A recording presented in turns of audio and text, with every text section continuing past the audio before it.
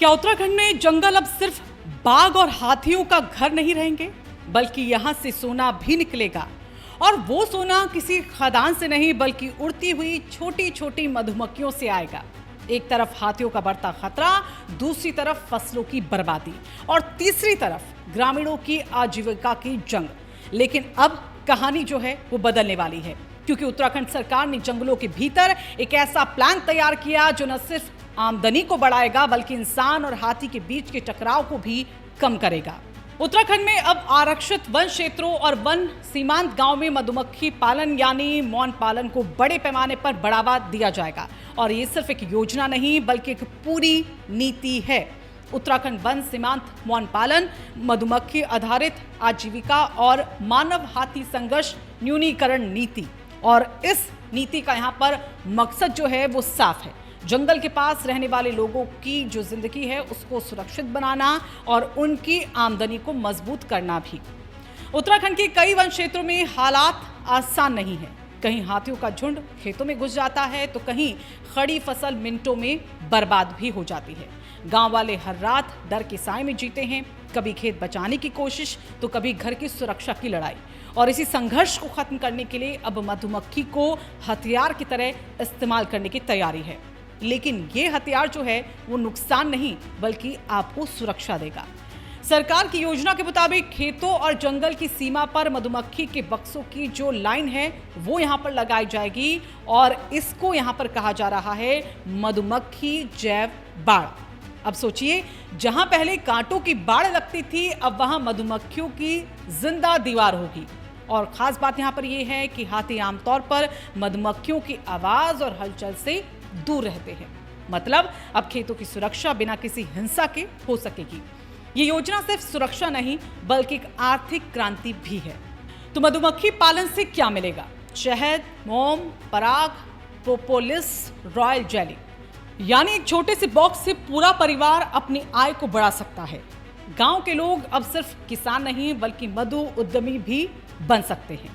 नीति के तहत 2 बड़े मॉडल इसमें तैयार किए जाएंगे, जैसे कि वन सीमांत हनी क्लस्टर और मधुग्राम मॉडल। तो ये 2 मॉडल हैं जिसके तहत काम किया जाएगा और इनका मकसद शहद उत्पादन को सिर्फ घरेलू स्तर तक सीमित नहीं रखना है बल्कि उसे ब्रांड बनाना है। यानी उत्तराखंड का शहद अब सिर्फ स्थायी नहीं रहेगा बल्कि राष्ट्रीय और अंतर्राष्ट्रीय बाजार तक वो पहुंचने वाला है। और इस पूरी व्यवस्था के लिए कई स्तरों पर जो समितियां हैं वो बनाई जाएंगी, जहाँ पे राज्य स्तरीय समन्वय समिति होगी, जिला स्तरीय क्रियान्वयन की समिति होगी, प्रभागीय वन अधिकारी के नेतृत्व में एक कार्यदल होगा और गांव स्तर पर मौन पालन समितियां भी होंगी। और इन समितियों में महिलाएं, युवा, किसान और स्वयं सहायता समूह भी शामिल होंगे। वन विभाग हाथियों के रास्ते और गतिविधियों का यहाँ पर GIS मैप तैयार करेगा। यानी अब जंगल की हर हलचल पर डिजिटल नजर भी यहाँ रखी जाएगी और जहां जरूरत होगी वहां पर वैज्ञानिक तरीके से मधुमक्खी की बाड़ लगाई जाएगी। इस योजना में युवाओं के लिए भी एक बड़ा मौका बताया जा रहा है। सरकार गज मित्र और मधु मित्र जैसे पद बनाने पर यहाँ विचार कर रही है, जिससे कहा जा रहा है कि युवाओं को इससे मदद मिलने वाली है। और इसमें इनका काम क्या होगा? मधुमक्खी बॉक्स की देखरेख वो करें, शहद उत्पादन करें, गुणवत्ता की जांच की जाए और फिर मार्केटिंग में मदद भी होगी। यानी गांव के युवाओं को अब रोजगार अपने ही इलाके में मिलेगा। उत्तराखंड के मुख्यमंत्री पुष्कर सिंह धामी ने यहां पर कहा है इसको लेकर कि उत्तराखंड में वनों की विशालता को देखते हुए मधुमक्खी पालन एक बड़े अवसर के तौर पर है। यहाँ का शहद औषधीय गुणों से भरपूर है और फिर इसे वैश्विक पहचान दिलाने की जरूरत भी है। उनके मुताबिक ये योजना उत्तराखंड को बेस्ट प्रैक्टिस मॉडल के रूप में पूरे देश में पहचान दिला सकती है। वहीं वन मंत्री सुबोध उनियाल ने भी इस पर साफ कहा है, वन, उद्यान और कृषि विभाग मिलकर ऐसा सिस्टम तैयार करेंगे जिससे काश्तकार को सीधे तौर पर इसका फायदा मिले। और खास बात यह है कि वन क्षेत्र का शहद सामान्य शहद से कहीं ज्यादा मूल्यवान होगा। वहीं वन विभाग के विशेषज्ञों के मुताबिक जहां मधुमक्खियों के बॉक्स लगाए जाते हैं वहां हाथी अक्सर दूरी बना लेते हैं। मुख्य वन संरक्षक का इस पर कहना है कि ये जो तरीका है वो कई जगह पहले भी सफल साबित हुआ है। यानी कि अब विज्ञान और प्रकृति मिलकर सुरक्षा की एक नई कहानी को लिखने वाले हैं।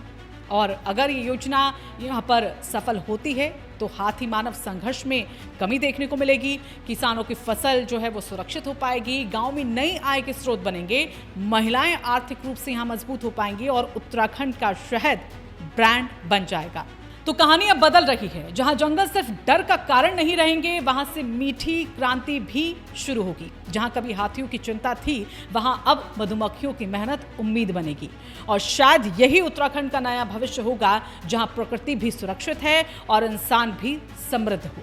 अगर आपको ये रिपोर्ट पसंद आई हो तो इस वीडियो को आप लाइक ज़रूर कीजिएगा। ज़्यादा लोगों तक पहुंचाने के लिए इस वीडियो को शेयर करें। अपने विचार कमेंट में हमें ज़रूर बताएं और ऐसी ही रिपोर्ट्स के लिए चैनल को सब्सक्राइब और फॉलो करना बिल्कुल ना भूलें।